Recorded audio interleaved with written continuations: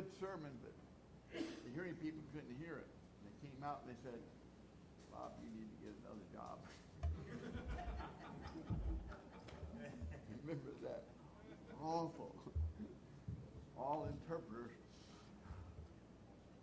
they lay eggs many, many times. And we have to be thick skin and know ourselves and just keep trying. Come and lead us as we pray for this great preacher. God bless you.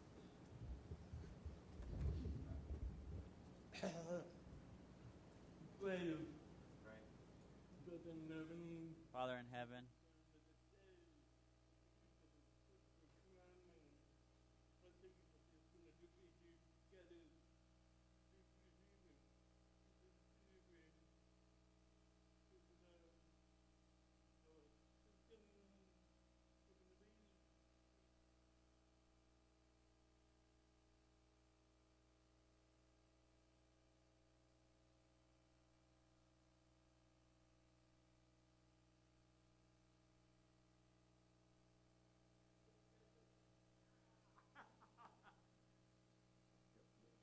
all right.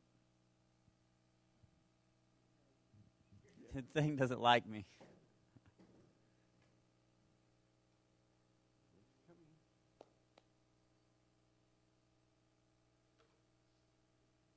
It's awfully small. Yeah. Can we stretch it out a little bit? All right.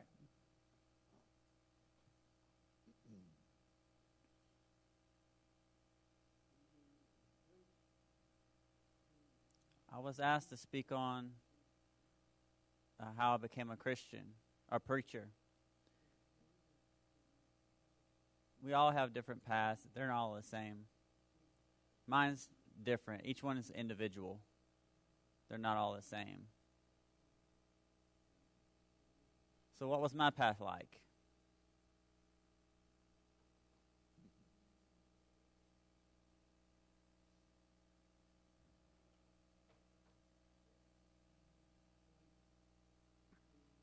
All right, my family was awfully ordinary, but they're a very loving family.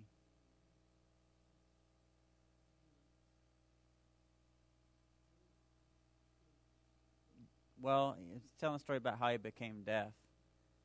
He was a German what? German measles. Oh, he had German measles. And it caused me to become deaf in the womb. And so he was weak, feeble-minded.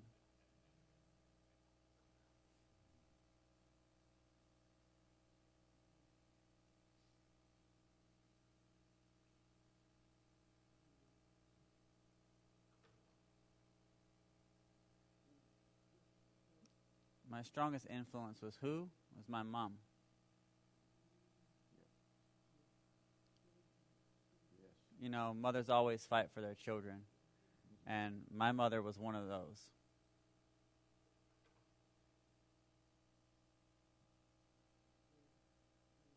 When she found out I was deaf, she said, I have to do something for Billy. So that's how I learned to read when I was 4 years old. I had a teacher that taught me how to read and how to lip read. So I learned how to read really early. And that helped me with my English.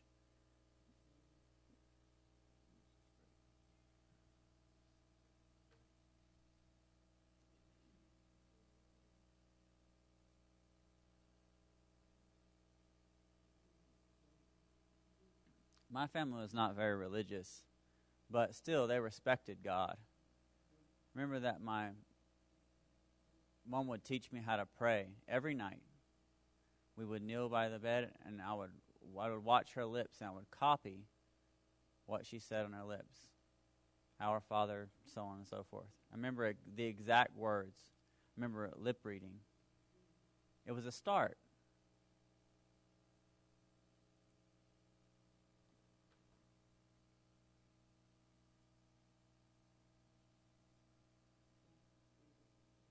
There was a close family friend I called him Grandpa. There was no relation, but he acted like a grandfather to me. So sometimes we would go out of town, and when he would come back, he would give me gifts. I remember one year, he came back to town, and my dad said, Santa Claus is here. He had like a beard, and so I come running in. Oh, wow, it wasn't Santa Claus. It was Grandpa. He was using a mask. And I said, hey, that's Grandpa.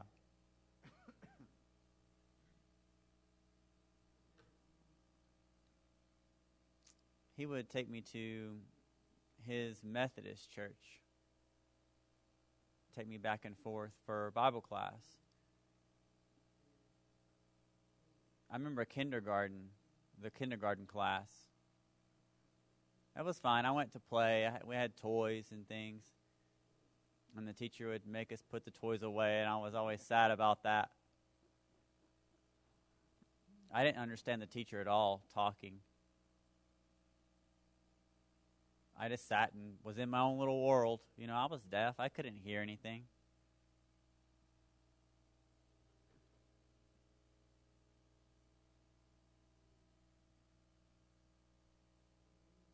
I was completely deaf. I couldn't hear anything.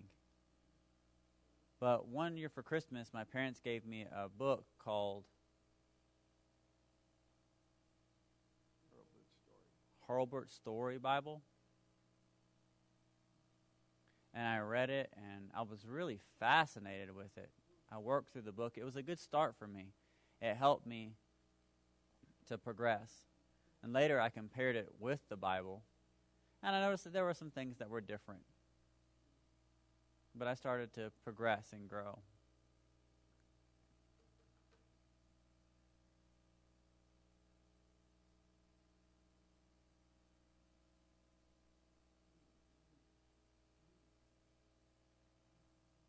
I went to Montgomery School for the Deaf in Montgomery, Alabama.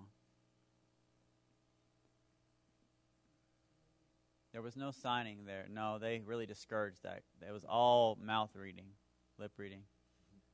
I could just see their lips moving up and down. But that was the time.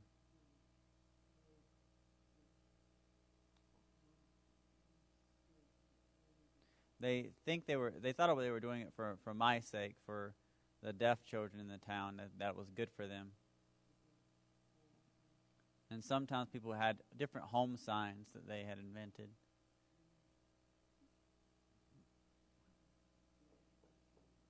There were about 12 children there, all different ages. It was like an old red schoolhouse. So I went through that school.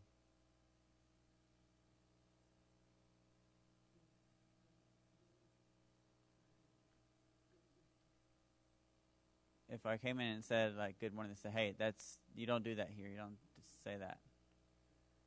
I couldn't really understand what she was saying. When she would pray, we would all bow our heads while she would pray. And I'd be in my own world. And then she would stomp her foot, and we'd all pop our heads back up, and we continue with the day and the lesson.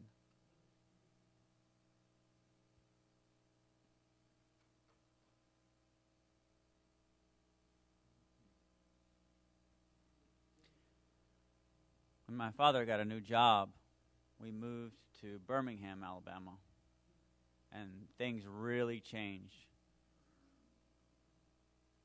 I remember that Grandpa, he took me to the Methodist church, remember? But all that changed. We moved.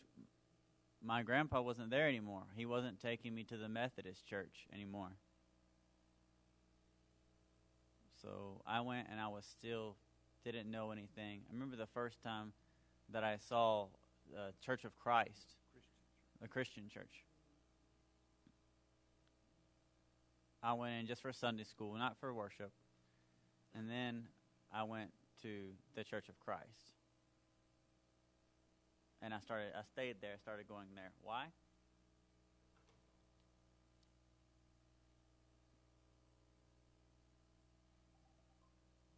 my grandmother, who lived with us, she lost her husband. I never met my grandfather. He died 3 years before I was born.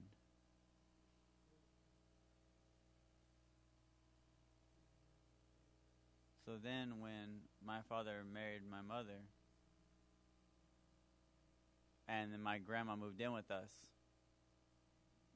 I was her favorite grandson. She really focused a lot on me. I was the only one. She never spanked me.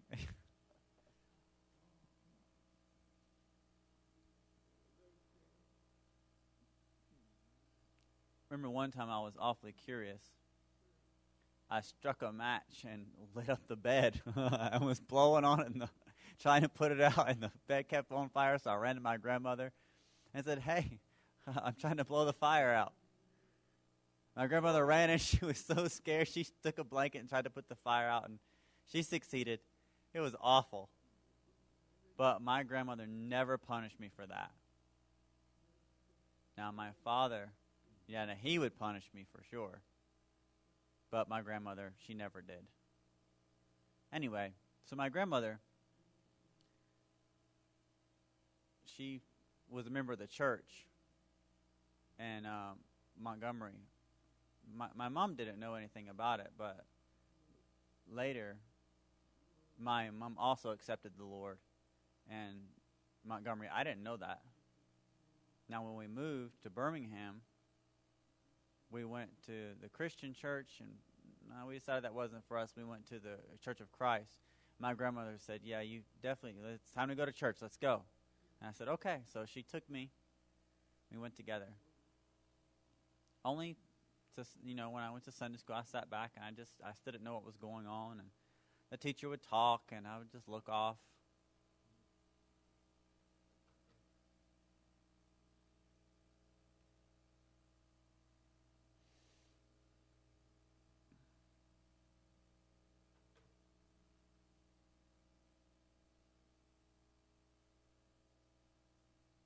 I didn't understand anything, so, what was I to do?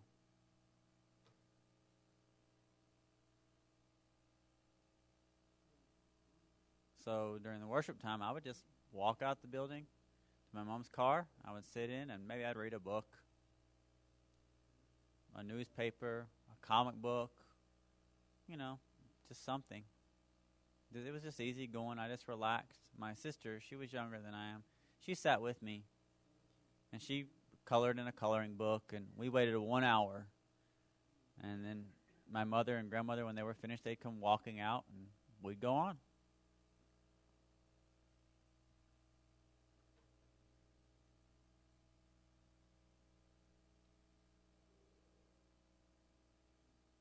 So a few months went by. I don't know what happened, but I don't know, maybe it was an elder that spoke with my mom about her son not going to church, and she said, "Well, he's deaf, he can't hear. Well, he needs to come in and mingle." So my mom told me, "All right, it's time to come into church. You can't sit in the car anymore." "But I'm bored." "Well, come on. There are tracts in there, and you can pick one of those and read it." So fine, I picked them up, and I sat down with my mom, and I couldn't understand the preacher. He was talking, so I just sat and I just read tracts. I was really fascinated and amazed. So when I would go home, I would compare the tracts with the Bible. It's like, wow, that's right.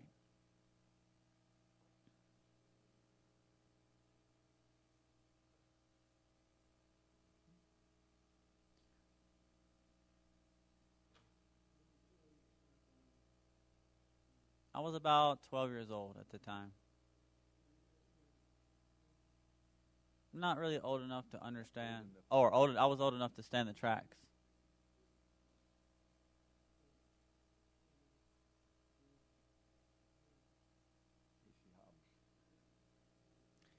A.C. Hobbs, he wrote a whole lot of tracts, and I read him.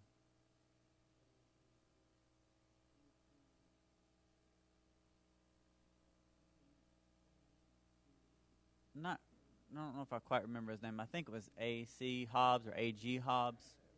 Yeah, right, A.G. Hobbs. That's right. So I read those, and that really helped me to see the truth. So I learned a lot from that. Every Sunday I was eager and excited to go to church. I'd pick up a new track and sit down every week, and I'd read it. And also, my grandmother, hold on.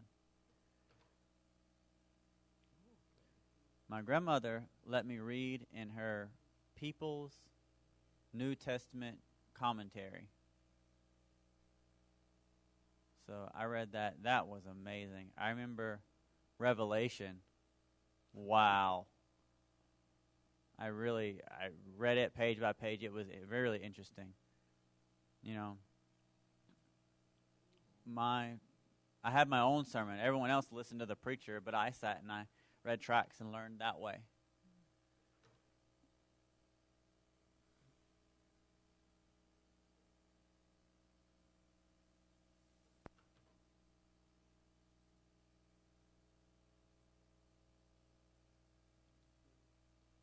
So I took the tracts home, right, and I would check them, and I would find the truth.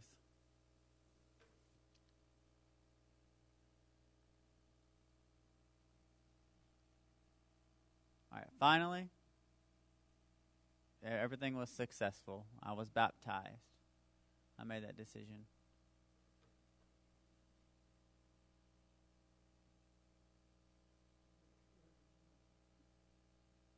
Not right away, but the teenage class, later they used guidebooks. That really helped me. And, of course, I always compared with the Bible.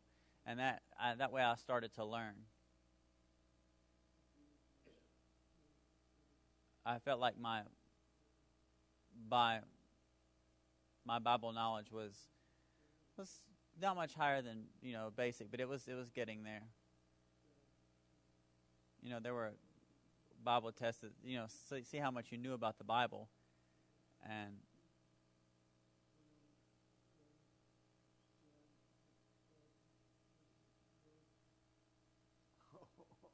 where was John the Baptist when he wrote Revelation was one of the questions.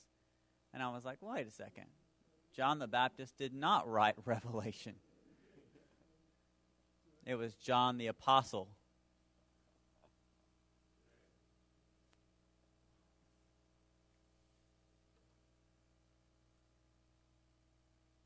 Now, there was another thing. My mom,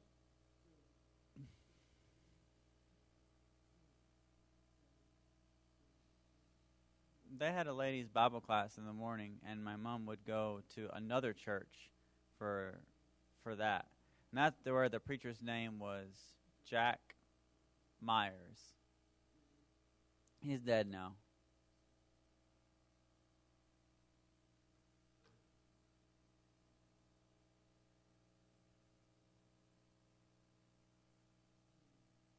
My mom, she went to this place during the week. Thursday, Wednesday, Tuesday, something like that. And now our home church, now they had the bulletins there was mostly news, very little teaching, but Jack Myers, there was a lot of teaching in his bulletins. And I wanted more, and so I learned that way. Jack Myers was another influence who helped me learn. Maybe you don't know, but later we moved to... he moved to Knoxville? Yes. All right.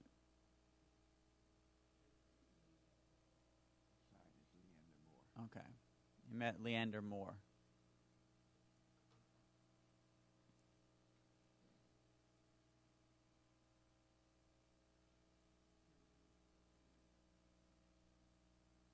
Often in school, before the school day ended, my mom would drive and pick me up and take me to a lip reading class for an hour.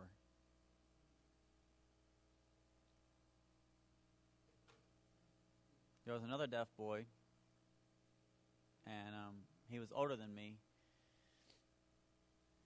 he joined the class, but he taught me sign language.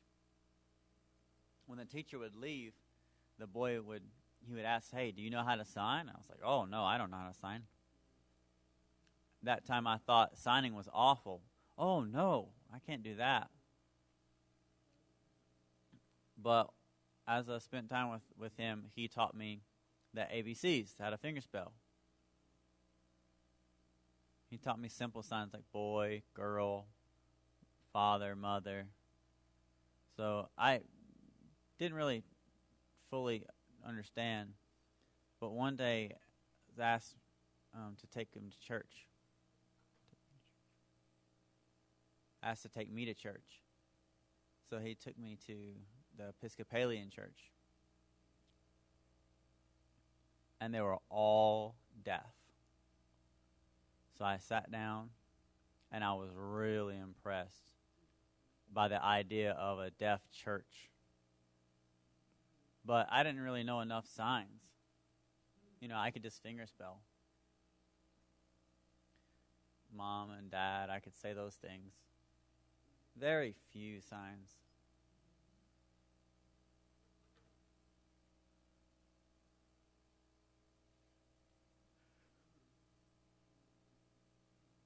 I knew the New Testament way, and I could see that the Episcopalian church was very different. So, I only visited one time. I didn't go regularly. But I thought it was a really good idea for a deaf church. But I thought to myself, I don't know enough signs. I can't do anything anyway. But, I thought, hey, well, I knew God.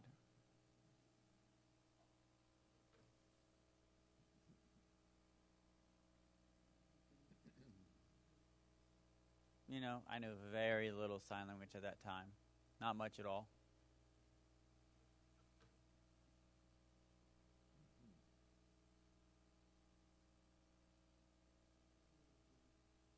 I went to David Lipscomb College. Now it's a university, but before it was college, David Lipscomb College. So before I went, I was reading Gospel Advocate. And I was amazed. My eyes lit up because they have a deaf church in Nashville. Oh, that made me so excited. So when I arrived for college, I didn't go right away. No. I learned for a few weeks. Then maybe later in October, I asked, hey, where's the church in Nashville? I wanted to go. And so I took the bus. They told me where to get off. And I was, a little awkward. I didn't really know exactly where to go or what was going on. But I found the Church of Christ. A man met me, and he started speaking to me. I said, no, I can't hear. He said, oh, okay, you come right this way. And he took me to the basement.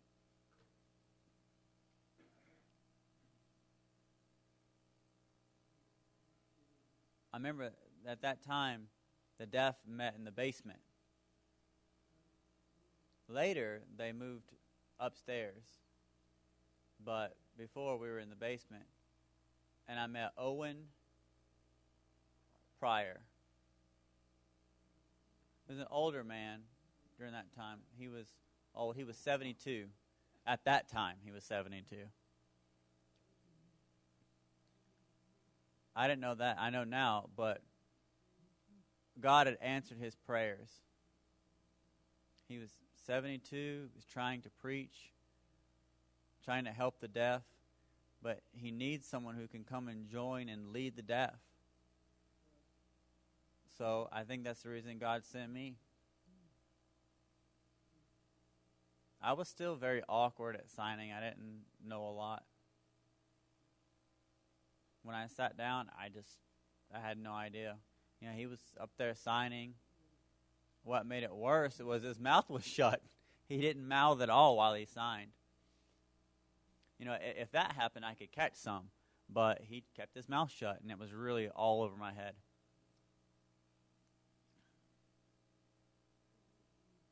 I wasn't used to that. So I went 2, 3, 4 weeks. Again, I came, and I met some people, a woman interpreter, and she would mouth some, and so we built a relationship, and I could watch, but other deaf, they wouldn't mouth, and I said, wait, what are you saying? What's going on? It was awful. I couldn't understand.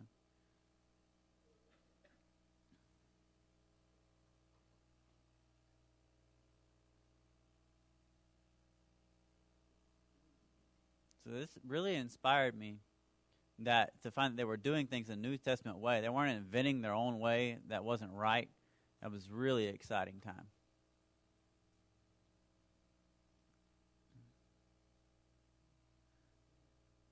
So that year was 1959. I was really interested in getting a summer job in Nashville so that I could go to the deaf church and try to maybe learn sign language.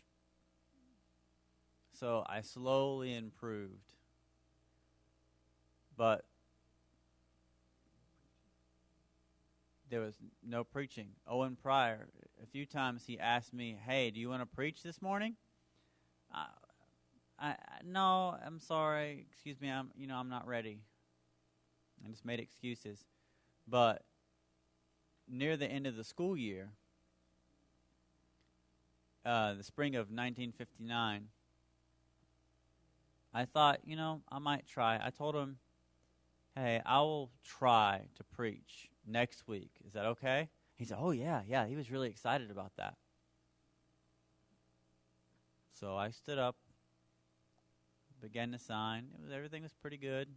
Everyone was really encouraging. I was, "Oh, thanks."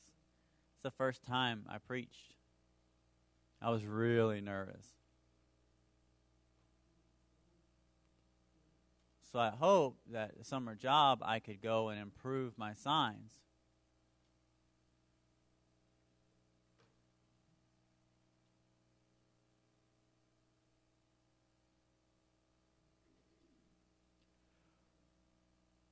So for 3 days I was searching for a job, and I just kept failing. I couldn't find anything. I was really depressed, really disappointed, but I wondered, maybe does God have something better for me? And sure enough, He did. Better than going to the church every week? No. Better than what? That year, well, let me explain. Okay, my parents, they live in Birmingham, right? For a few years. Then they moved back to Montgomery. That's where I finished the high school, and then I went to college from Montgomery, and I commuted back and forth until my parents decided to move back to Birmingham.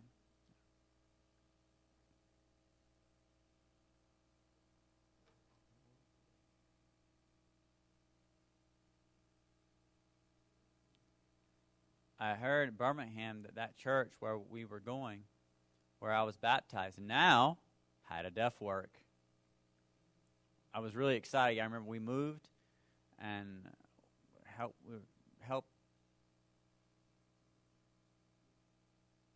we moved and thought, "Hey, I asked my mom if I could use her car to go to church." And so we went Wednesday night. Some people, they remembered me. They said, hey, come here. And they led me where there was to the deaf room, and I met deaf there.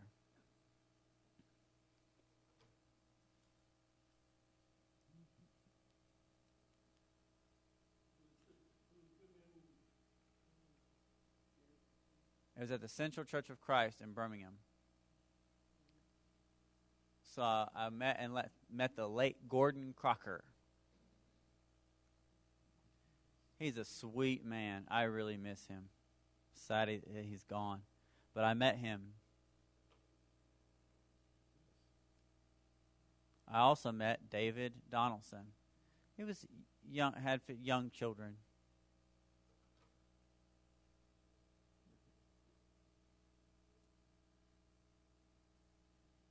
They convinced me to go to the Christian Camp for the Deaf.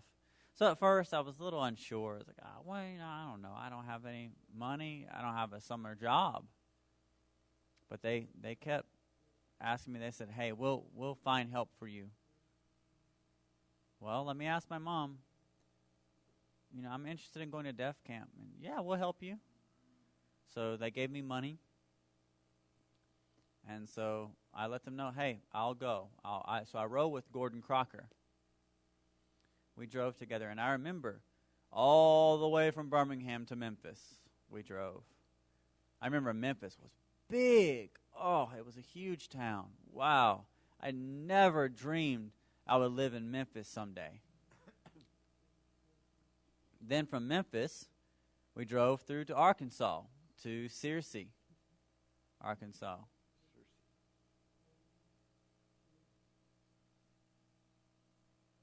There were hairpin curves around there. And we arrived in Searcy, Arkansas. There was where the camp was.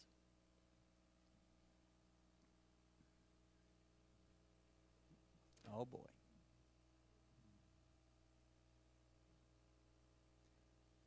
There I met Hollis. I met him for a short time in college. He came for a lectureship. So I was walking through. I had my hearing aid on, and he noticed, and he said, "Oh, you're deaf. Do you sign?" Yes, I'm deaf. So he asked me for my name, my address, so I gave it to him. He marked it down, and he sent me church bulletins. So I went to the camp there, and I met also Bob Anderson, Lloyd Williams. I met his wife and children, Kathy's little girl. Yeah.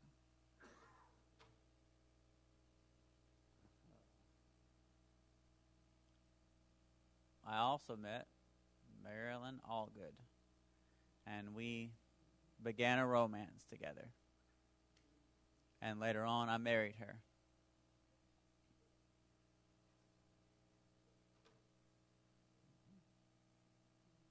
During that time, camp was 2 weeks.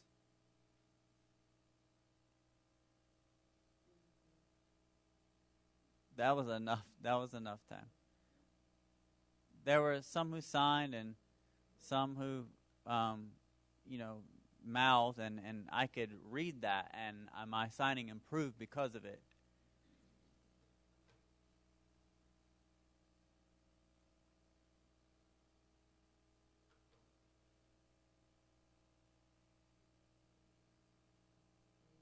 In the fall, and well, let me explain. Owen Pryor, you remember, during that time, he had a job, and so he didn't have much time for lessons. He didn't have a lot of time to prepare things, to prepare sermons, to speak. But there was Bible class. I remember, let me explain. The first time I went into Sunday school class,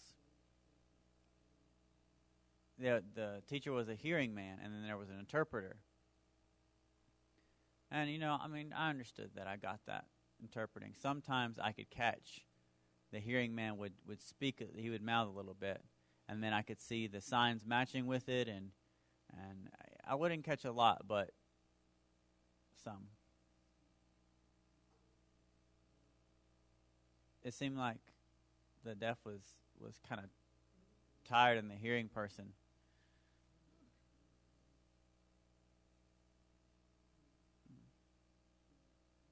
Anyway, that's how we tried to establish the Bible class. So I brought the idea, and he thought that was good, so we set up the Bible class, and things progressed from there.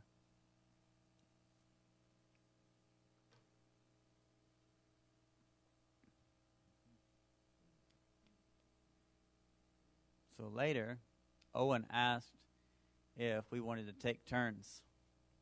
I said, okay. So we took turns every 2 weeks. We would switch off.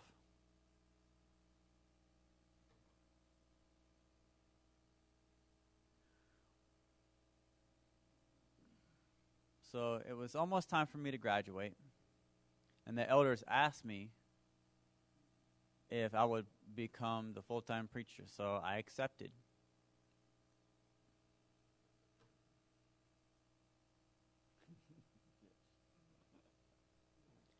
Some think I went to college to become a preacher. No, that's not true. I majored in art. And I minored in English. Yes, I took Bible classes, but that's only because the college required all people to take Bible classes. I mean, that was good for me, but that wasn't my purpose, to become a preacher. So, I mean, the way of life in Nashville for 13 years was like the University of Hard Knocks. You know, I learned that way for 13 years.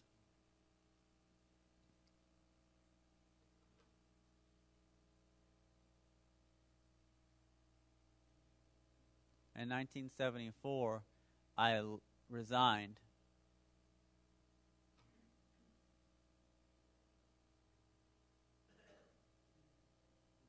At East Fraser Church in Memphis, Tennessee. They hired me. And so I went January 1st, 1975. From then on, I worked there 23 years, I think, until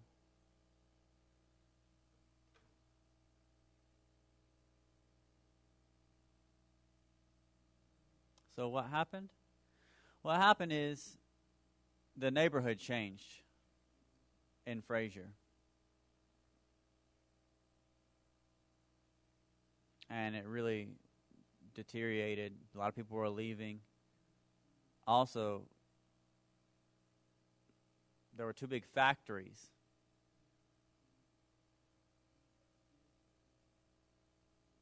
But one of the factories closed, so there were no jobs. And so people were leaving the town to find work. Also, some children married, and then they left the city. And so the city was really dwindling down, that neighborhood. So the elders told me, you need to look for another Church of Christ to support you. So I said, okay. So I started searching. And I was successful. I found the White Station. We signed White Station, Church of Christ. They hired me. And from 1998 until now, till 2014, I've labored with them there. Maybe you guys have questions about my life, how I became a preacher. I'm open to those. I'm ready. Before in Fraser, with Owen Pryor during that time, you hadn't started preaching yet. There was a person interpreting for you. No, when I first got there, no one interpreted for me. But later, yes, there was an interpreter. Was it a man or a woman? He's saying Owen Pryor. It was easy for me to remember that year. The year he was born, it was 1900. If he lived today, wow, he would be 114 years old. 113, but I think his birthday was in November, so not 114 yet. But he's gone. I really miss him a lot. Also, when worship was finished, we would often sit and talk. And he loved stories, to tell stories to little children. I remember one time when a person died, my wife and I, we had our baby daughter, Mary. Becky? Okay. Sorry. Took her home.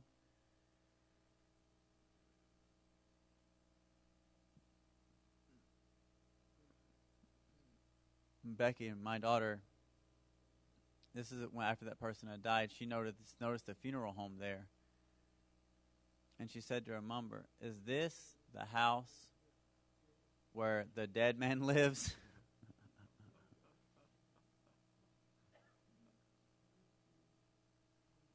I told Owen Pryor what Becky said. Oh, and he enjoyed that so much. He got a good laugh out of it. But there were many hours in Bible class that I really enjoyed getting to know each other, and I really miss Owen a lot.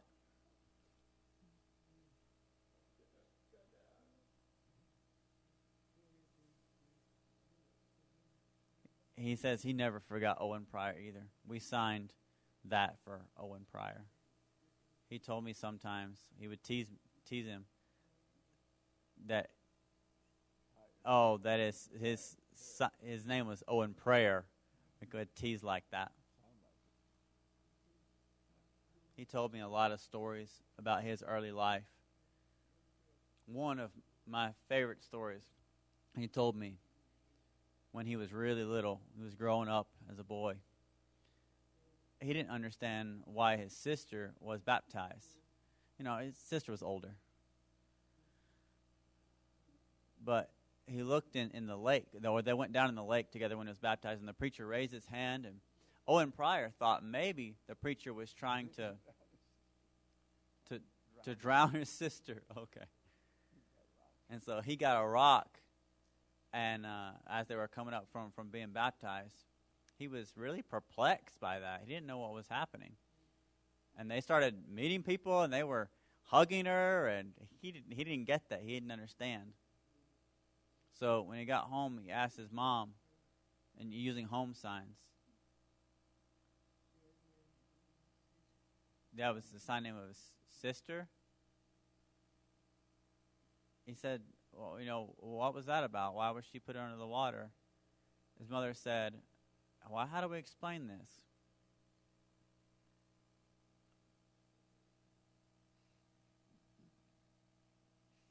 And that's how he explained it. And so he looked up and he said, well, what do you mean? He didn't understand it at all. So, you know, they lived in a farm in Gallatin, Tennessee. And he went out and he saw some chickens, and he grabbed one and he started kicking, and he took it to a water barrel and plunged the chicken in, and it started kicking, and he brought it up and he plunged it under again. And his mother came out and he said, what are you doing? So he let it go, and the chicken just kind of walked away like it was drunk. The next day, his mother met him. He said, hey, she said, come here. He said, what? She said, come here. So they walked together, and the chicken was dead, lying on the ground. And so he pointed to the chicken and then pointed upward towards God. And so her mother just swallowed it and just went on. It was really funny. Later, he did learn. He went to school, and his English is pretty good. He could write well.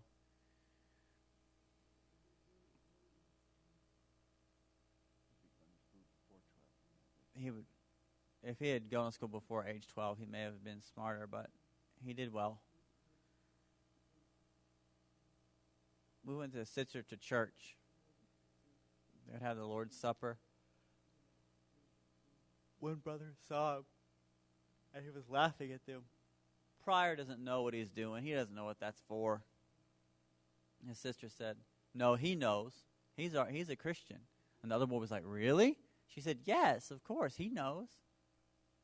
And so the other boy held his peace from then on. He told me many stories from his early life. Any more? What year did the church, the school begin in Nashville at the church? At the Central Church of Christ in 1945 in Nashville. That's when the church started. But I came in 1957. Yeah, that's right, 1957. And up until 1959, I improved from then on.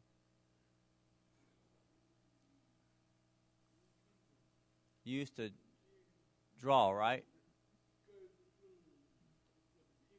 For cartoons for the children, and you would help them to learn and understand better. So how do you start that? That's a good question. I always loved to draw. I can't remember but my mom said she would draw like stick figures to show me something, you know? And I would look and I would say, oh, no, and I would erase it, and then I would draw better. I'd draw a better picture for her. My mom was really surprised. Wow. Another thing, I love to read cartoons, in the newspaper. I remember one story really impressed me. It was called, wait one second, Little Orphan Annie.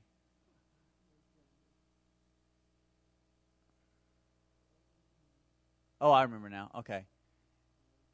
Annie Rooney. Little Annie Rooney.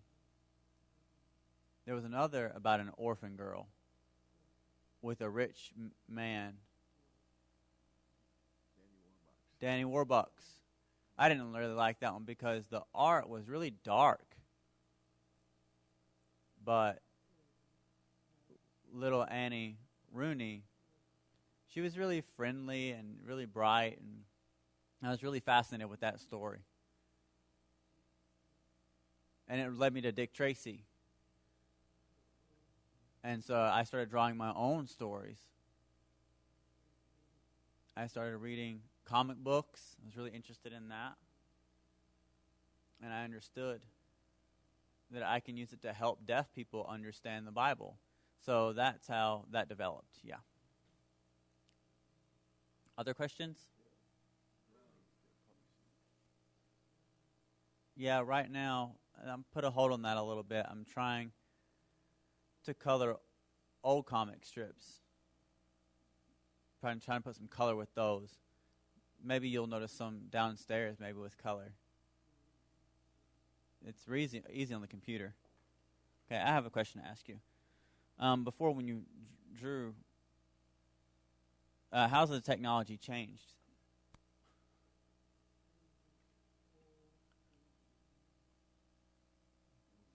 Oh, the old-fashioned way. I drew before with pencil and whatnot, with ink.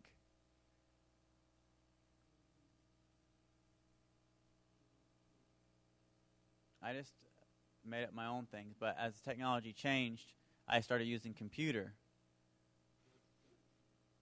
Remember dial-up? I used that. That was good, but in the future, I know I could change it from to different languages for foreign countries, like Spanish and so on and so forth.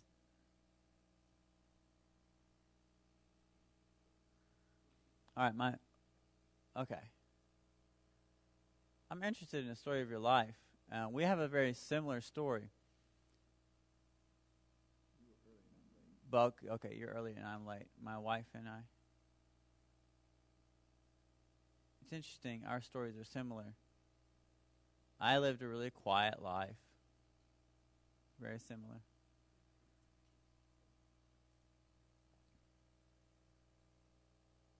A long time ago, during your time, it was hard for the deaf.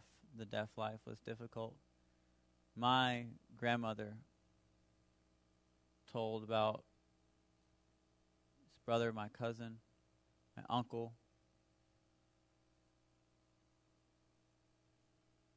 They lived on a farm in Nebraska, and they were bored one time. They were talking there was no one to talk to.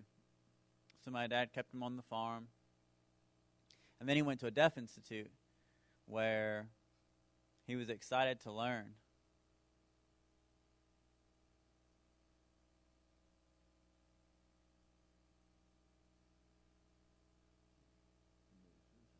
Oh, wow.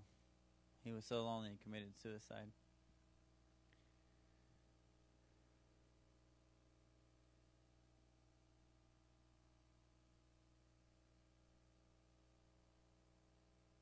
brother was deaf. He learned sign language. I missed all that. I missed the context. Sorry. Okay.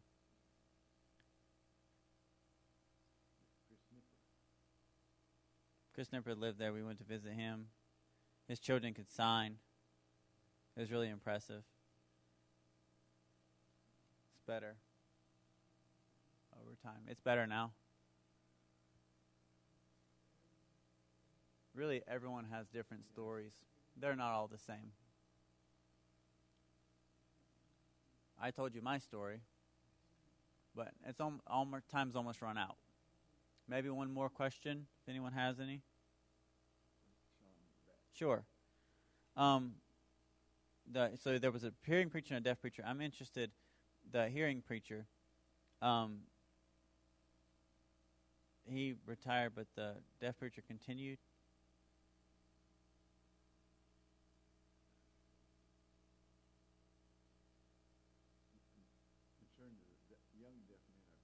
Right. Right. So what do you think about that? There's not really an easy answer about why the young deaf preachers are quitting. There's a tendency in some congregations. Sometimes the elders think that the preacher maybe is not being paid enough. But when I went to Mississippi, preachers were really encouraged to have a deaf preacher in Mississippi, especially Jackson. One preacher, he asked me, "How much do you think we should pay the deaf preacher?" I answered, "The same as the hearing preacher." I told him, the deaf preacher is just the same as the hearing preacher. He has the same expenses. So that made them think. That's true. It's not easy. All right. Thank you, guys. I guess our time's run out. God bless you all.